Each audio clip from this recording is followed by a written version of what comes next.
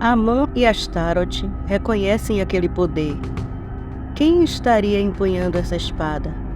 Ela foi dada como perdida. Seja quem for, deve ser poderoso, ou já teria sido morto por ela.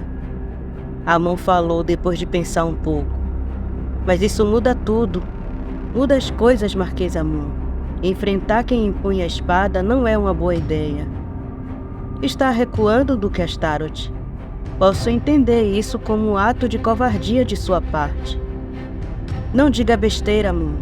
Só acho que teremos muitas perdas. Amon gargalhou e, passando o braço pelo ombro do Duque Astaroth, falou: Raciocine comigo, Astaroth. Há 3 anjos nos limites da cidade: o caçador e aquele anjo que eu acompanho. Nós temos um exército de humanos cheio de ódio e ira. Nós temos um exército e humanos cheios de ódio e ira. Isso para mim é vantagem. Astaroth se afastou e disse: O rei Quezabel me proibiu de bater de frente com o filho do vigilante. Portanto, Marquês Amon, se as coisas derem errado, irei me retirar. Não atacarei o filho dele. Amon não gostou muito da decisão de Astaroth, mas não disse nada, apenas sorriu e bateu amigavelmente nas costas de Astaroth. Haniel se aproximou de Celiel e perguntou: Esse poder é da espada flamígera. Não me diga que o caçador está com ela.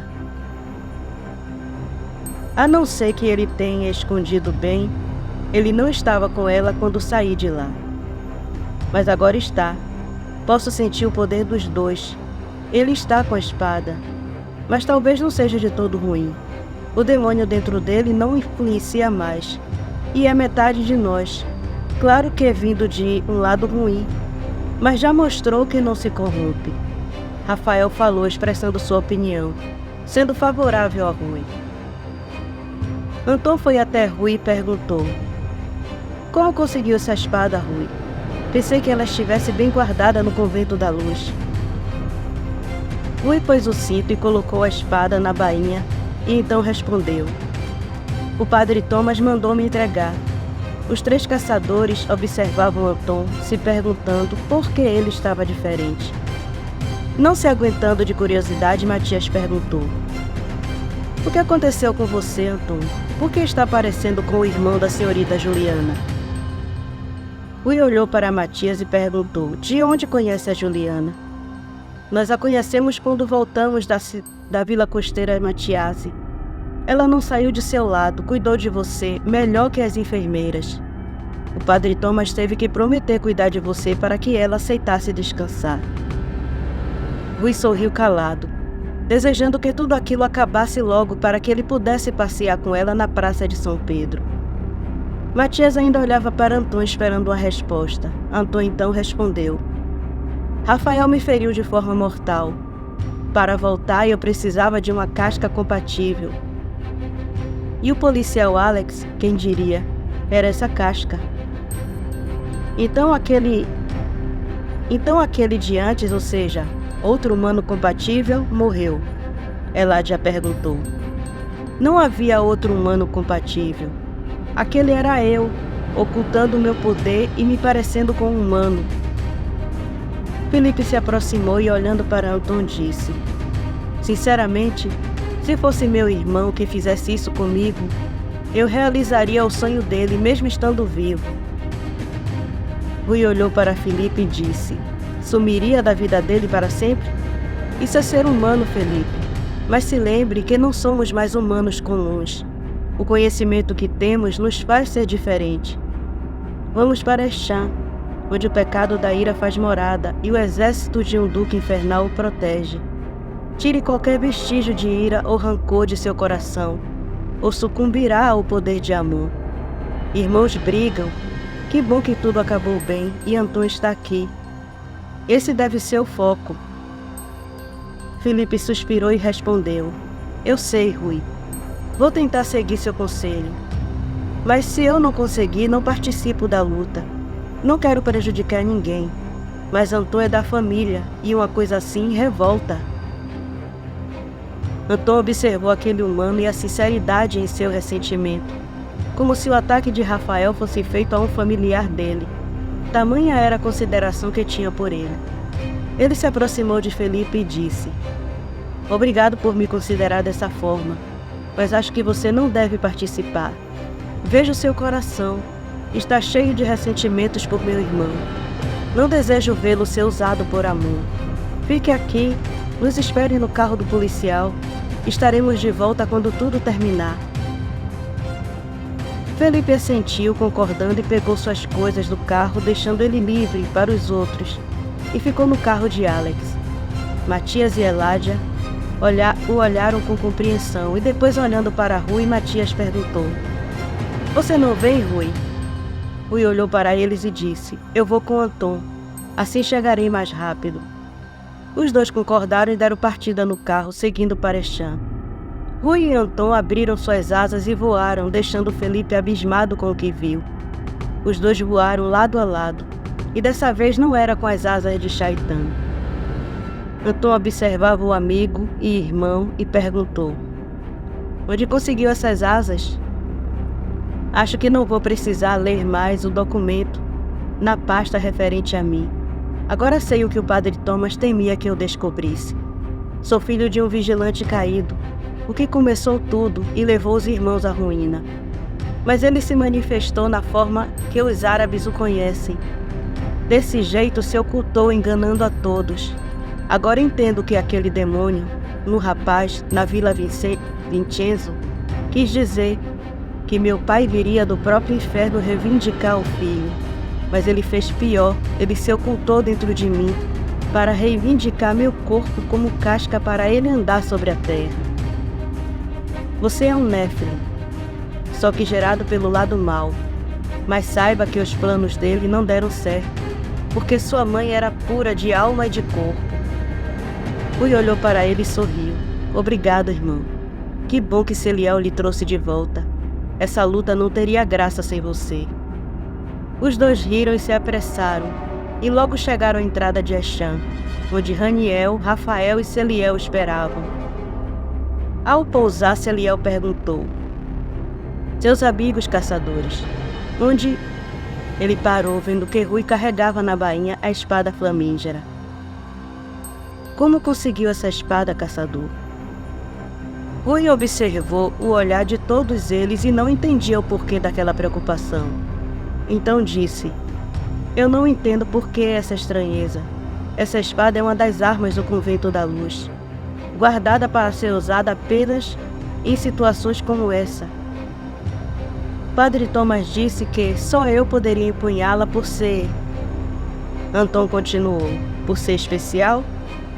Mas agora você sabe por que pode segurá-la. Essa espada foi feita da essência divina.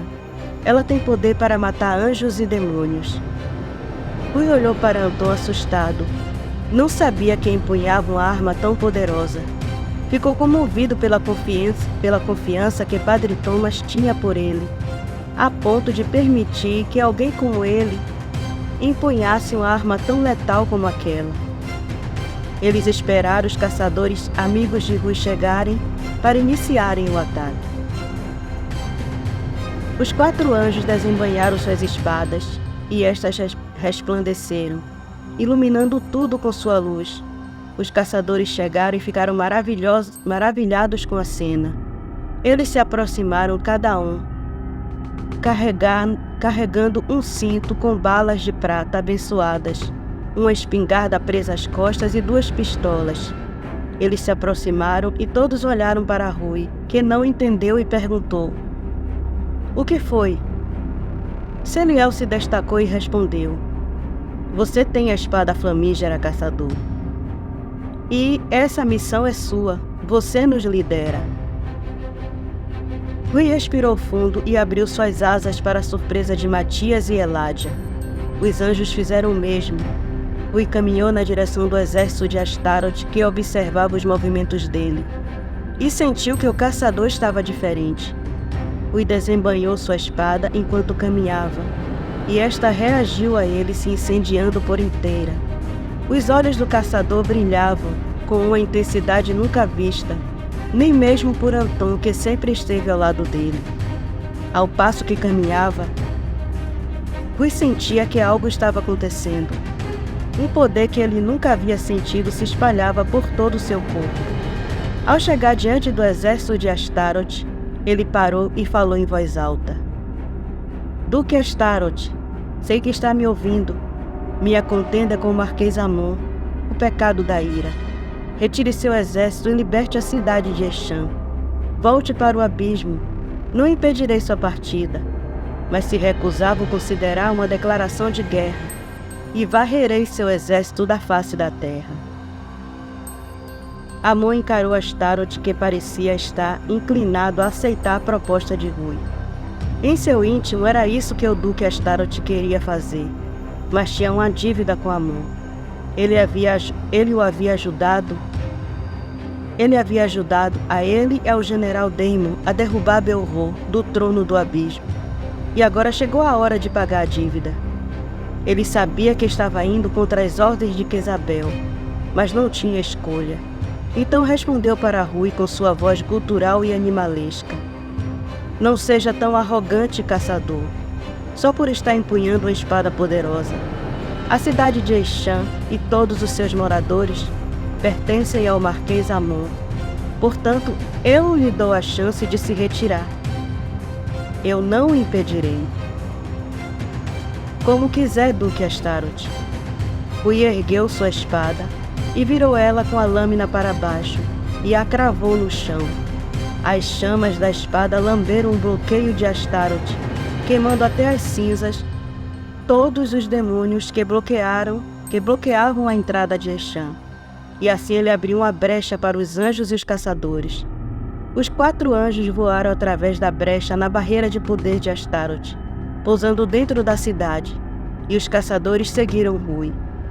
As asas dos anjos cortam o ar e lançam penas prateadas como facas que, ao acertar os demônios, os incendeiam.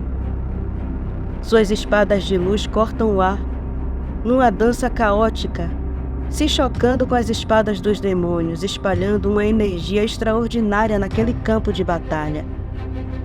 Os caçadores atiravam com uma rapidez e mira sobrenatural. Rui seguia lutando em terra. A forma como lutava e se defendia, usando suas asas como escudo, o domínio que ele tinha com a espada, fazendo suas chamas dançarem entre os demônios, os consumindo, fez Astaroth se arrepender de não ter dado ouvidos a ele. As 2 naturezas do caçador lhe conferiam um poder tão grandioso que, num dado momento, ele espalmou uma das mãos no chão, criando um pentagrama enquanto dizia as palavras de exorcismo, mandando assim uma parte do exército de Astaroth de volta para o abismo. Astaroth se enfureceu e subiu em seu crocodilo de 3 cabeças e foi em direção a Rui. Amon segurou para tentar impedi-lo, e no momento em que o tocou, ele teve uma visão do futuro de Astaroth, e então lhe disse: Não é uma boa ideia enfrentar o caçador. Desista, Duque Astaroth. Não vou considerá-lo um covarde se o fizer. Agora é tarde para isso, Amon. Astaroth seguiu na direção de Rui. Seu exército foi abrindo caminho para ele. A visão de Astaroth de pé sobre aquele imenso crocodilo chocou a todos e fez os anjos temerem por Rui, que se preparou para enfrentar o Duque Astaroth. Os demônios, vendo que Rui os ignoravam, se prepararam para dar vantagens ao seu general. Mas Celiel, Raniel, Rafael e Anton criaram uma barreira de luz, os impedindo de chegar perto de Rui. Os caçadores, aproveitando a distração dos seres infernais ante a barreira de luz, guardaram as pistolas, passando a usar as espingardas, causando um estrago maior. Isso porque a cada tiro dado, um encanto de banimento era recitado, e ao atingir o alvo, todos os que estivessem por perto eram banidos para o abismo. Vendo aquilo, Amon usou sua influência nos moradores de Eshan, mas Celiel manipulou o tempo, fazendo os moradores congelarem em seus lugares. Mesmo em menor número, a determinação dos anjos e dos caçadores mantinham a luta equilibrada. Mesmo sofrendo baixas, os demônios ainda eram muitos. O som da batalha fez Eshan tremer. E mesmo com toda a ferocidade dos demônios, eles se veem em desvantagem ante a áurea de justiça dos anjos e o poder divino que emana dos caçadores, os guerreiros da luz. Rui se prepara para enfrentar Astaroth. Seus poderes de Nephilim, combinado com seus poderes celestiais, era formidável. Suas asas negras reluziam como armadura, e seus olhos tinham uma luz branca e etérea, revelando seu poder extraordinário de híbrido. Duque Astaroth desceu de sua besta infernal e desembanhou sua espada, que se incendiou. Os dois se observavam, medindo suas forças. Uma explosão de energia desferida por Raniel contra uma horda de demônios dá início à luta entre os dois. O choque de suas espadas treme o chão, que se racha ante o poder devastador do Nephilim e do Duque Infernal. Em meio aos golpes de espadas e empurrões, uma luta formidável se desenrola. Astaroth lança golpes de energia contra Rui, que usa suas asas para se defender. Rui ainda não tem noção de todo o poder que tem, nem como acessá-los, mas usa o que aprendeu como guerreiro da luz. E quando luta contra o Duque, ele por vezes toca sua espada no chão. Suas chamas fazem riscos, que de início Astaroth pensa apenas ser a força dele nos golpes aplicados contra a espada de Rui. E erroneamente ele pensa que mesmo o caçador empunhando uma espada tão poderosa, ainda é muito inexperiente. Ele percebe tarde demais a estratégia do caçador. Anton, que do alto em meio à luta observa Rui, sorri vendo que ele usou a mesma estratégia que ele usou na igreja quando Rui estava possuído. Ao se ver preso dentro do círculo, Astaroth rosna, chamando sua besta, que vem furiosa em obediência a ele. Mas Elad atira com sua espingarda, mandando a besta e parte do exército que estava com ela para o abismo. Rui profere as palavras de exorcismo, fazendo o círculo se iluminar, e um vórtice se abre debaixo dos pés de Astaroth, o sugando para o fundo, mandando-o de volta para o abismo. Amon então assume a liderança do exército como um marquês, um dos 7 pecados. Seu poder é maior, e sua ira está voltada para Rui. Ele ordena que o exército restante se concentre em Rui, ignorando os anjos e os caçadores. Ele vem em fúria, com suas asas feitas de chamas, como as de todo príncipe infernal. Os anjos atacam e tentam defender Rui, mas são muitos, e eles se veem sem poder socorrer o caçador. Rui luta como pode, usa a espada que devasta os demônios que se aproximam. Mas ao ver Amon se aproximar dele, guarda a espada e por instinto toca o solo com uma força sobrenatural. Suas inscrições brilham e uma imensa explosão de luz que ofusca os olhos de todos se espalha, cobrindo tudo. Quando a luz se desfaz aos poucos, a visão que se tem é de destruição. Não há mais nada onde a explosão foi iniciada. Parte dos edifícios e casas estão destruídos. Um círculo de energia brilha, protegendo os moradores, que ainda estão congelados no tempo. Todo o exército de demônios foi junto com Amon, e não há um único vestígio do caçador. Em seu lugar, há uma cratera escurecida, com um pequeno brilho que se desfaz aos poucos. Obrigada por escutarem até aqui. Obrigada pela companhia de vocês durante toda essa saga maravilhosa do Exorcista. Convide seus amigos para conhecerem o canal. Você que vem até aqui, mas ainda não é um inscrito, sinta-se à vontade para fazer parte da família de Sombrios. E em breve estaremos de volta com mais uma aventura do Exorcista. Até a próxima!